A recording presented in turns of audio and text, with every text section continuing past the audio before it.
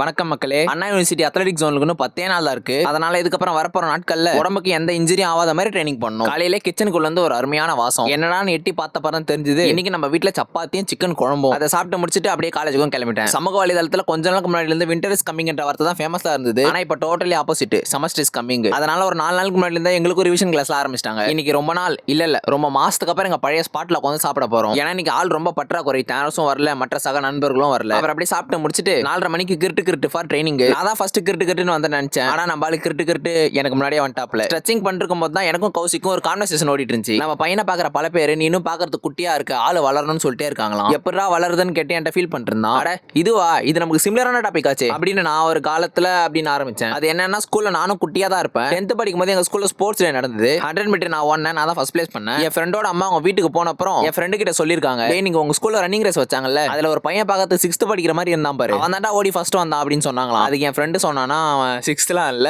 என் class தான் அப்படின்னு. அதனால கௌசிக்கே நம்ம ஆள் எவ்வளவு உயரம்ன்றது மேட்டர் இல்ல, வாழ்க்கையில எவ்வளவு உயரம்ன்றது தான் மேட்டர் அப்படின்னு ஒரு கருத்தூசி போட்டேன். அதுக்கு ஒரே வார்த்தையில பசங்க அட போடான்ட்டான். சரி, இந்த கீ பாயிண்ட நோட் பண்ணிக்கோ. இதுக்கப்புறம் யாராச்சும் வந்து இந்த மாதிரி கேட்டாங்கன்னா வந்து என் கூட 1 மணி நேரம் கார்டியோ பண்றீங்களான்னு கேளு. அதுக்கப்புறம் இதை பத்தி பேசவே மாட்டாங்கன்னு சொன்னேன். இன்னைக்கு நானும் கௌசிக்கும் சேர்ந்து ஒரு அற்புதமான ட்ரைனிங் செஷன் எடுத்துக்கிட்டோம். அப்படியே ட்ரைனிங் எல்லாத்தையும் முடிச்சுட்டு காலேஜ் கேட்டு விட்டு வெளில வரேன். இங்க ஒரு பெரிய மனுஷன் வந்துட்டான். வேற யாரும் இல்ல, உங்க நண்பன் தேனோஸ் தான். காலையில 8 மணிக்கு காலேஜுக்கு வர சொன்னா, நைட் 8 மணிக்கு காலேஜுக்கு வரான். வீட்டுக்கு வந்த அப்புறம் நைட்டு குளிச்சுட்டு இன்னைக்கு நல்லா முடிச்சுக்கிட்டேன்.